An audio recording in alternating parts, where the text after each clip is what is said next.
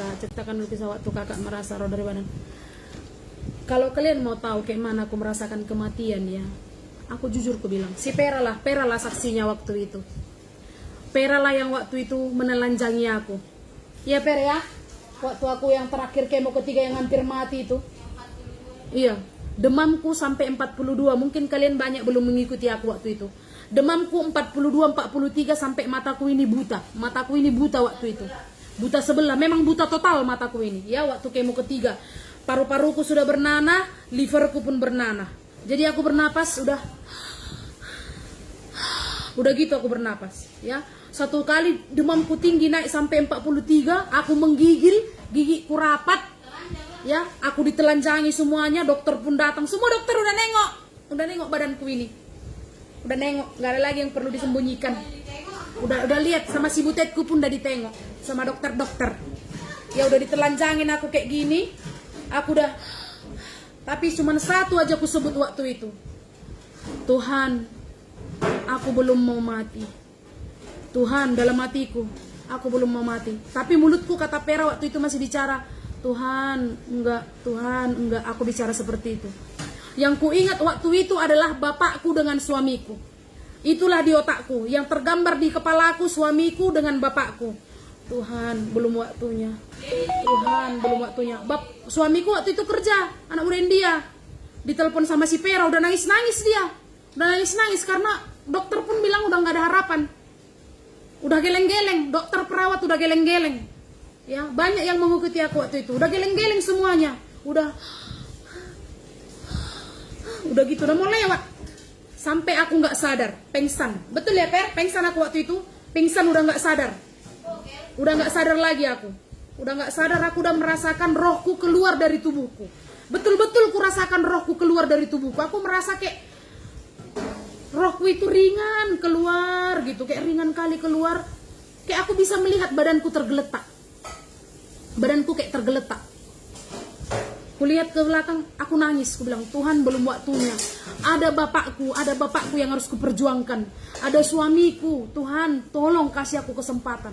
Satu kali aku sadar, muntah. Masuk oksigen, masuk, apa tuh Per? Apa itu Per? Apa itu obat yang narkoba itu? Morfin. Ah, masuk morfin. Morfin sebesar ini masuk. Ya, pahaku dua-dua diinjek, tanganku empat diinjek, pahaku dua-dua diinjek. Tahu kan, disuntik besar, paha dua-dua, tangan dua-dua, morfin masuk sebesar ini, morfin. Ya. Akhirnya aku bisa sadar. Banyak pengikutku di sini. Akhirnya aku bisa sehat. Tuhan kasih kesempatan aku hidup sampai saat ini.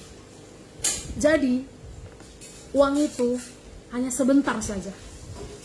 Waktu aku nggak sadar, aku nggak bisa pegang uang dan aku nggak bisa kira uangku. Ya, Pera lah yang pegang. Kalau aku mati sama dia lah dompetku sama suamiku.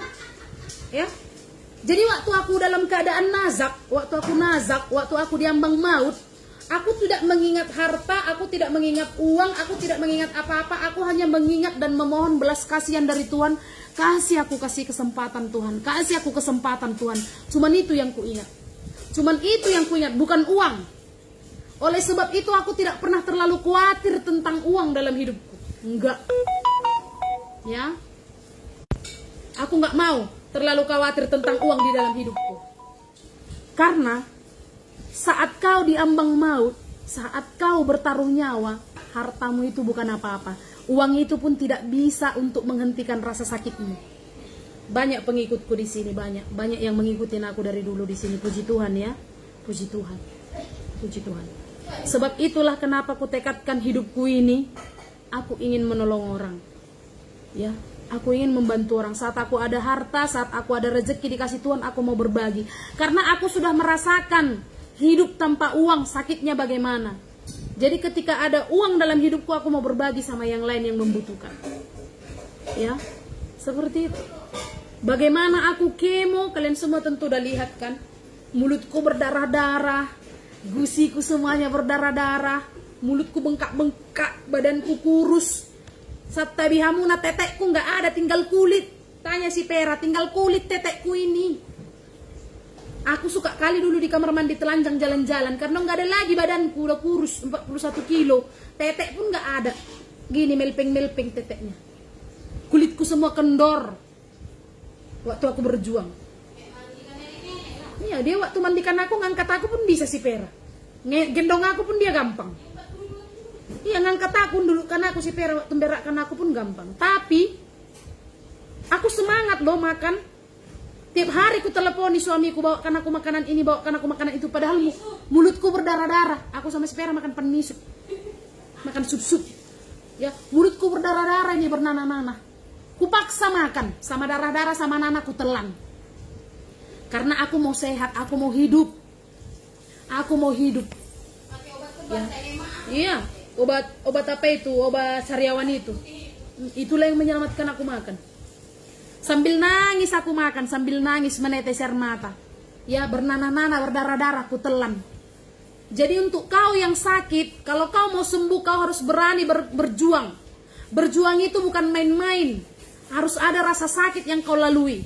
Jadi jangan menyerah dengan penyakitmu. Aku sendiri yang sudah diponis dokter penyakit kanker darah ganas, harapan hidup nggak ada, bisa sehat sampai saat ini. Kenapa? Karena aku mau sehat, aku berjuang. Aku mau makan. Nggak mau aku malas-malas makan. Tanya si Pera ini, nggak pernah aku malas-malas makan. Kadang-kadang aku suruh dia keluar beli makanan. Bukan karena aku selera, bukan. Bukan karena aku selera, bukan. Bukan karena selera aku minta makan. Karena aku mau badanku ini kuat. Aku mau badanku dari dalam bisa bertahan sama obat-obatnya yang ngeri-ngeri itu. Kupaksa makan. Kalau kalian ikutin aku yang dulu, dengan badan yang kurus kayak gini, sambil makan, kayak gini aku makan. Dengan darah-darah dalam mulutku. Ya. Jadi kalian yang sakit jangan bilang dikasih makan nggak selera. Kamu nggak akan sembuh kalau kayak gitu. Nggak akan sembuh. Ya. Jadi jangan kalian bilang iya karena nggak kau yang merasakannya. Aku udah merasakannya. Aku udah merasakan itu. Makanku, ya. Jadi kalau aku sakit, kalau kau sakit sekarang, kalau dikasih makan dimasakin, jangan bilang, nggak selera, nolak dari dalam. Kamu nggak akan bisa sembuh. Ya. Kalau kau mau sehat, kau harus paksa dirimu. Bagi dia tenaga. Macam mana badanmu mau bertenaga kalau nggak ada makanan masuk? Ya. Jadi kepada yang sakit, nggak ada penyakit yang nggak bisa sembuh. Semua bisa sembuh. Percaya. Maksud dari percaya kau bisa sembuh, kau harus bisa berjuang. Bukan dibilang, kau yakin kau sembuh? Yakin. Kau percaya kau sembuh? Percaya. Tapi kau nggak mau makan. Tapi kau nggak mau berusaha. Tapi kau nggak mau berjuang. Itu omong kosong. Iman tanpa perbuatan itu sia-sia. Kalau kau mengimani bahwa kau bisa sembuh dari penyakitmu, Tuhan, aku bisa sembuh dari penyakit ini, maka makan kau harus makan. Paksa makan. Vitamin ada dimakan, susu-susu minta, jus, buah semua hantam. Hantam. Jadi jangan bilang, Tuhan aku bisa sembuh, Tuhan sembuhkan aku. Kau berdoa minta kesembuhan sama Tuhan. Berdoa minta kesembuhan sama Yesus, sama Allah. Tapi kau nggak mau makan. Dikasih makanan, nggak selera. Ya Allah, sakitnya, ya Tuhan sakitnya.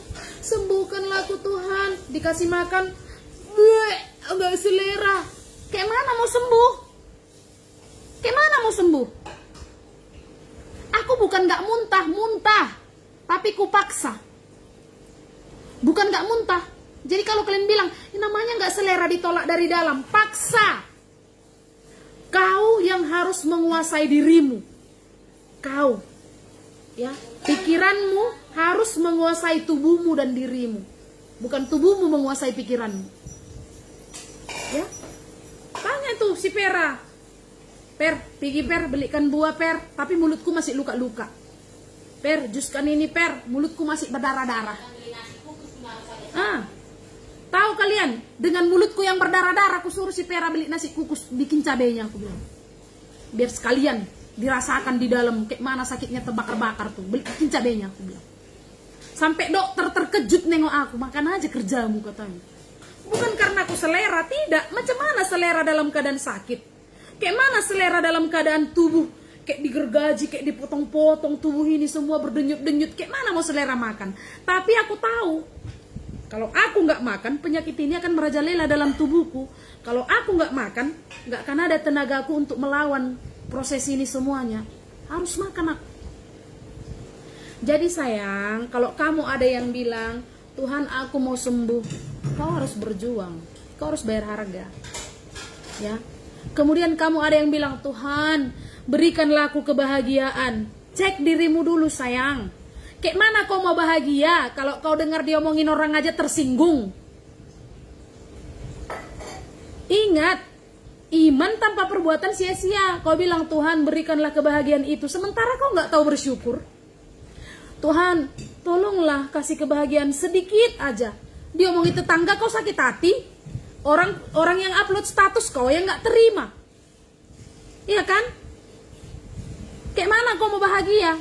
Kau bisa bahagia ketika kau bersyukur, tahu bersyukur. Kau bisa bahagia ketika kau diomongin orang, kau bisa tahan kebal. Kau bisa menganggap, itu bukan aku. Udahlah, biarlah dia mau ngomongin apa, nggak apa-apa. Yang penting aku mau happy aja. Ya. Kemudian, yang terbaru, status-status mengenai seorang ibu yang menggorok anaknya. Ada kan? Seorang ibu yang menggorok ketiga anaknya. Terus kalian bilang, makanya para suami, jangan bikin istrimu stres, jangan ini. Aku tidak membenarkan tindakan ibu itu membunuh anaknya. Hidup ini memang penuh dengan ujian dan cobaan. Kalau nggak sanggup hidup dalam ujian dan cobaan, nggak usah hidup. Nggak usah hidup. Jangan bermimpi hidup ini kayak tinggal di kerajaan Rapunzel. Enggak, hidup ini bukan seperti keadaan Rapunzel. Bim salabim semua jadi. Kalau kau berani lahir ke dunia dan membesar, terlebih kau berani berumah tangga, kau harus siap menderita. Jangan mimpi sayang, kalau kau berumah tangga kau bakalan bahagia terus. Enggak. Suami yang hidup samamu sekarang belum tentu sekata dalam segala hal. Enggak. Jadi aku nggak membenarkan ibu yang menggorok anaknya itu. Enak. Nggak membenarkan aku. Banyak orang yang lebih berbeban dari itu. Kenapa? Kenapa rupanya dia harus memikirkan anak itu akan menderita? Banyak anak yatim piatu hidup membesar, bisa kok, bisa. Jadi aku nggak setuju dengan kalian yang mau WhatsApp aku kayak gitulah ya, kan jadi digorok anak-anaknya gara stres. Itu tidak betul, tidak betul. Jangan menyalahkan keadaan. Kita lahir ke dunia ini bukan untuk istilahnya dijamin bahagia. Bahagia itu kita yang ciptakan. Bahagia itu kita yang ciptakan ketika kita tahu bersyukur, ketika kita tahu berterima kasih, ya. Bahagia itu kita akan rasakan. Kenapa ibu itu sanggup menggorok anaknya? Karena dia merasa hidupnya yang paling tersiksa di antara dunia ini. Dia belum tengok, dia belum sempat melihat single parents, ya, yang anaknya banyak berjuang sendiri, nyapu-nyapu di pinggir jalan, ya, mencari rumput untuk membesarkan anaknya, belum ditengoknya. Dia belum tengok orang-orang yang hidup di pinggir jalan yang makan dari tong sampah, dia belum tengok. Jadi dia merasa hidupnya yang paling tersiksa. Kalau suaminya jahat, tinggalkan. Kenapa harus bunuh anak? Kenapa? Biar anak itu nggak merasakan penderitaan. Justru ketika digorok, anak itu merasa menderita, lebih menderita. Betul kan? Seperti itu. Kenapa dia merasa hidupnya teraniaya? Karena dia tidak ada waktu melihat orang yang lebih sakit dari dia. Biasakan melihat orang yang lebih menderita daripada dirimu supaya kau tahu kau adalah orang yang paling beruntung. Kau adalah orang yang sangat diberkati. Makanya ada yang bilang, kayak mana ya Ito, kayak mana ya Eda, supaya kita ini nggak terlalu stres. Pergi ke rumah sakit, ke ICU.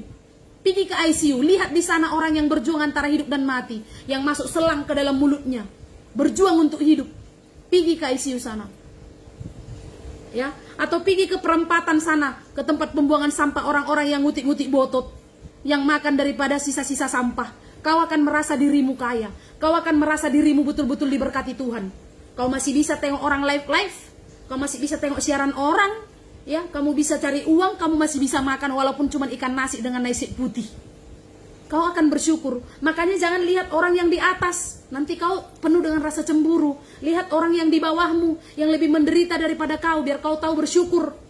Aku banyak mataku ini melihat orang di pinggir jalan. Orang yang terlantar, orang yang pincang kakinya, orang yang dipotong kaki, orang yang matanya keluar, orang yang yang matanya buta, orang yang dia makan dari pinggir-pinggir jalan, orang yang gendong anak untuk bekerja. Aku banyak melihat seperti itu. Akhirnya aku merasa diriku ini kaya. Aku terlalu kaya, aku orang kaya, diberkati Tuhan saat ini. Aku merasa kaya, makanya aku sanggup berbagi sama orang lain tanpa kupikirkan jualanku.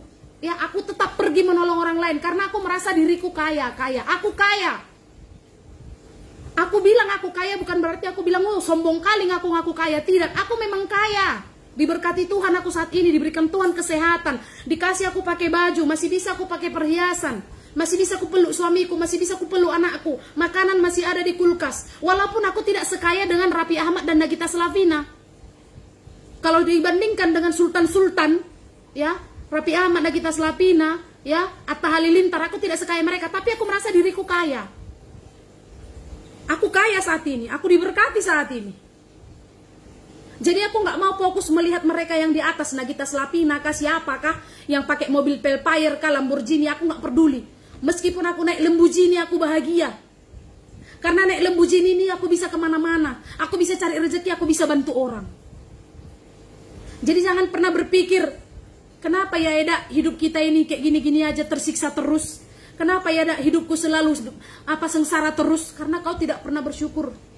Karena kau tidak pernah ada waktu melihat orang yang lebih menderita daripadamu. Andaikan orang yang lebih menderita daripadamu duduk di tempatmu sekarang, dia akan bilang, terima kasih Tuhan, terima kasih Tuhan, kau berkati aku. Tapi karena kau tidak pernah melihat orang yang di bawahmu, kau tidak tahu bersyukur. Kau tidak tahu hidupmu berharga. Kau tidak tahu bahwa kau itu sudah cukup bahagia. Jadi kurang-kurangi mengeluh sayang, kurang-kurangi mengeluh. Jangan kalian pikir hidupku yang sekarang, jangan lihat aku yang sekarang. Ya, aku yang dulu yang makan dengan suamiku nasi sebungkus berdua.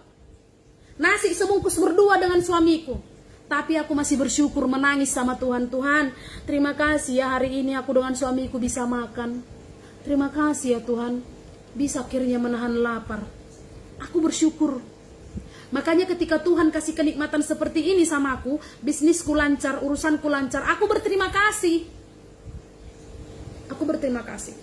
Kurang-kurangi melihat orang yang di atasmu.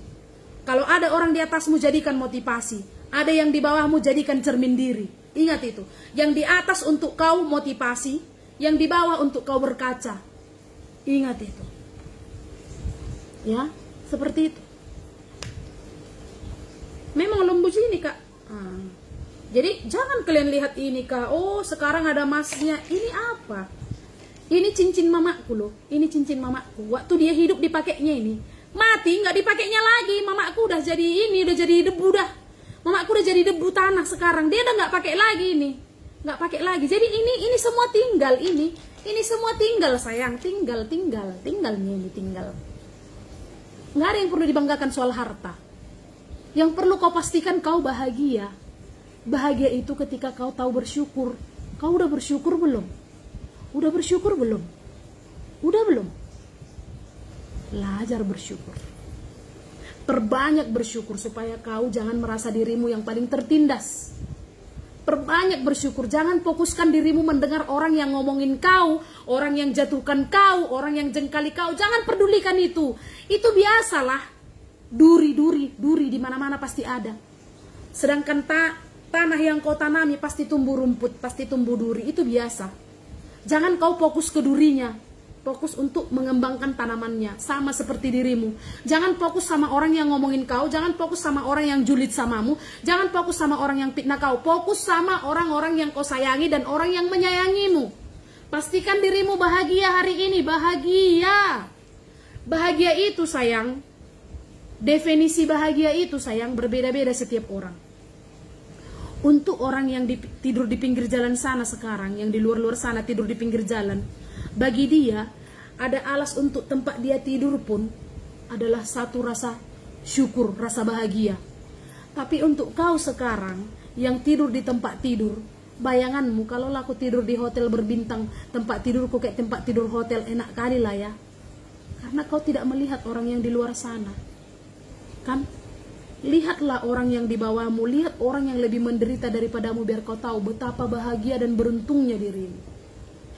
Begitu.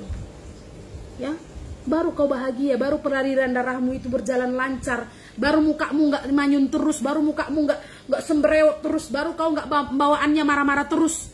Karena kau merasa dirimu nggak pernah diberkati, jadi bawaannya marah-marah terus. Kenapa ya?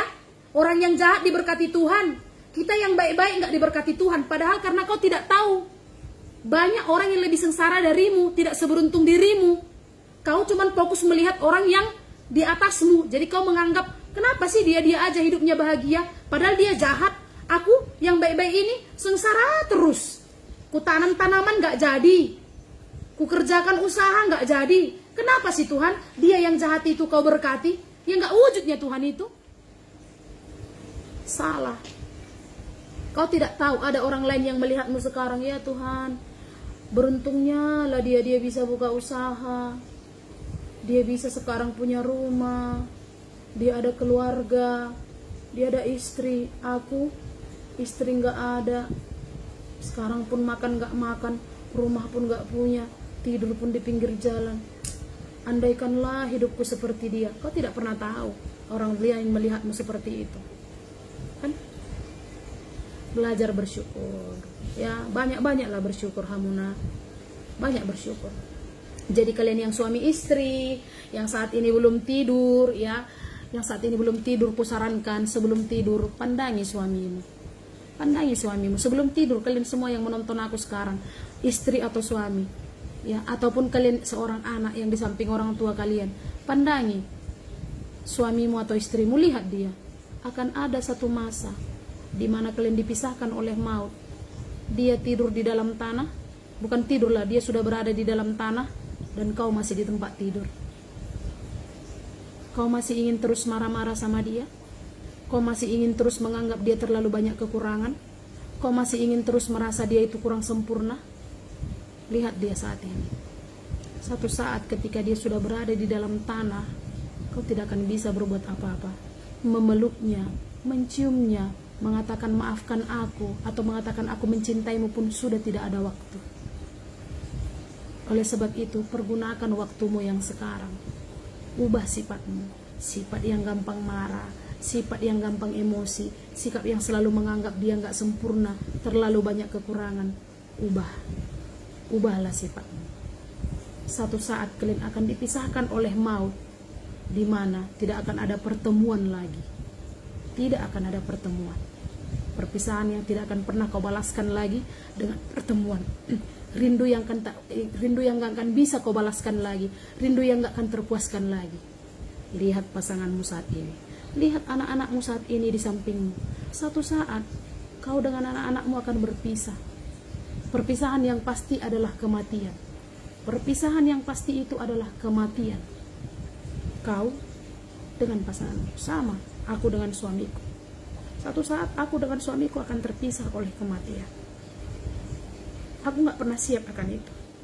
Dan aku gak pernah sanggup menerima perpisahan oleh kematian karena suamiku. Kapan kami akan terpisah oleh kematian aku gak tahu. Tapi yang aku mau saat ini sebelum aku tidur, aku mau memeluk dia. Aku mau bilang aku mencintaimu, aku mengasihimu. Aku mau memaafkan semua kesalahan dia dan aku mau memohon maaf. Karena ketika aku memilih dia jadi pasangan hidupku, aku sanggup menerima semua kekurangan dia.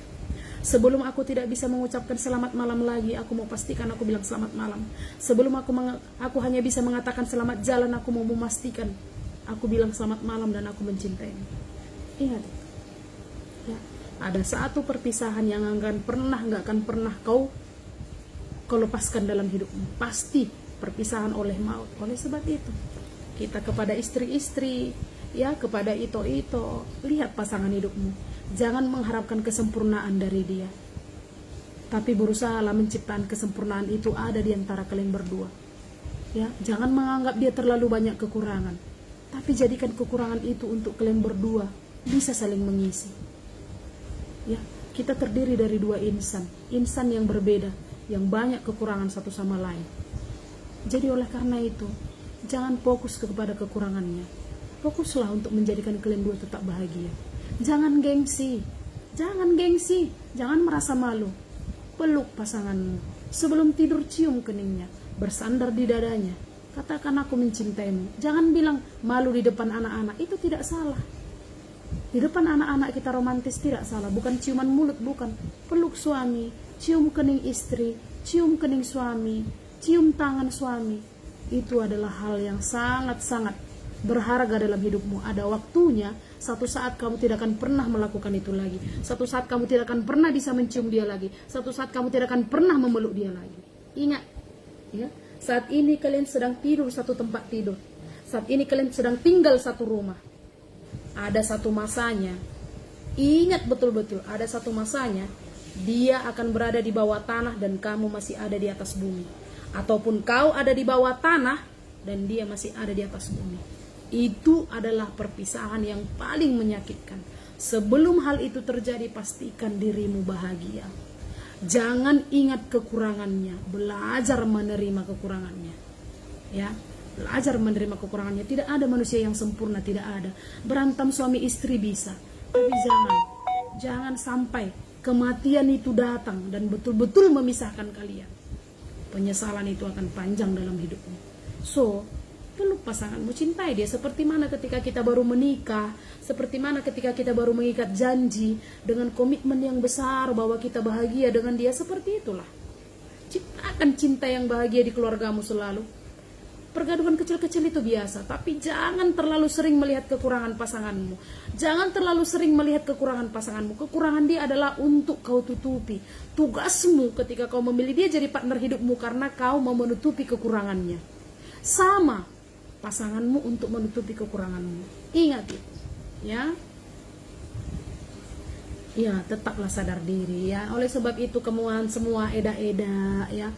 Kepada eda-eda ataupun kepada ito-ito, ya, lihatlah pasanganmu. Aku betul-betul kadang-kadang, ya, sebelum tidur kalau aku lihat, ya, suamiku terbaring kayak gitu, ya, kupandangi wajahnya, ya, nanti jadi nangis pula aku, ya, kupandangi wajahnya kayak gitu, ya. Tuhan, aku nggak sanggup berpisah dengan dia. Aku nggak bisa menerima kenyataan. Walau mulutku ini kadang-kadang marah, walau mulutku ini kadang-kadang ngomong-ngomong jahat, tapi pada kenyataannya aku nggak bisa berpisah dengan dia. Aku mengasihi dia. Bagaimana hidupku tanpa dia? Bagaimana malamku tanpa dia dalam hidupku lagi? Aku nggak bisa. Aku nggak bisa. Mungkin aku terlalu marah, mungkin aku terlalu ego. Kadang-kadang aku bilang, mati aja kau, mampus aja kau. Tapi mulutku ini, ya, itu di mulut, di hati enggak. Jadi saat ini aku nggak mau perkatakan hal itu lagi. Kalau itu benar-benar terjadi, betapa berdosanya aku, Tuhan. Betapa berdosanya aku. Jadi kalau kulihat suamiku lagi tidur, berdengkur, kadang-kadang ku pegang mukanya, ku elus dia, ya Tuhan, saat ini aku masih bisa memegang wajah suamiku, masih bisa ku elus wajah suamiku. Makasihlah Tuhan. Satu saat di mana dia akan meninggalkan aku atau aku akan meninggalkan dia, berpisah karena kematian. Sanggupkah aku? Sanggupkah? Ya. Aku udah cukup puas Kak nangis melihat suamiku waktu tidur. Jadi mudah-mudahan kepada semua kakak-kakak, eda-eda semua, ya, bisa menciptakan kedamaian dalam rumah tangga selepas ini, bisa saling mengisi kekurangan satu sama lain, perbanyak damai, keromantisan suami istri, ya. Seperti itulah yang bisa aku sampaikan, Kak. Hidup ini terlalu singkat, itu sajalah. Nggak ada yang bisa menjamin bahwa besok kalian masih bisa hidup, nggak ada. Nggak ada jaminan. Gak ada jaminan yang bisa menjamin kalian besok bisa hidup. Kalian bisa berencana untuk kerja kalian besok. Kalian bisa berencana, besok aku mau buat ini, besok aku mau buat ini, tanggal ini mau buat ini, tanggal itu mau buat ini. Tapi gak ada yang bisa menjamin bahwa hidupmu bisa bertahan sampai besok. Jadi apa yang bisa kau lakukan hari ini, pastikan kau bahagia hari ini. Ingat saja, bagiku mottoku, Kak, besok aku akan mati. Jadi aku mau bahagia hari ini. Itulah mottoku hidup. Besok aku akan mati, aku mau bahagia hari ini. Pastikan aja bahagia. Marah boleh, tapi jangan marah berkepanjangan. Emosi boleh, tapi jangan emosi berkepanjangan. Kecewa boleh, tapi jangan kecewa berkepanjangan. Jangan jadikan rasa kecewa dan jangan jadikan rasa sakit hati itu menusuk dalam dirimu. Aku bukan gak pernah marah sama orang, pernah. Tapi aku gak mau hal itu membuat hari-hariku rusak. Dan aku gak membuat hal itu membuat kebahagiaanku hilang. Ya.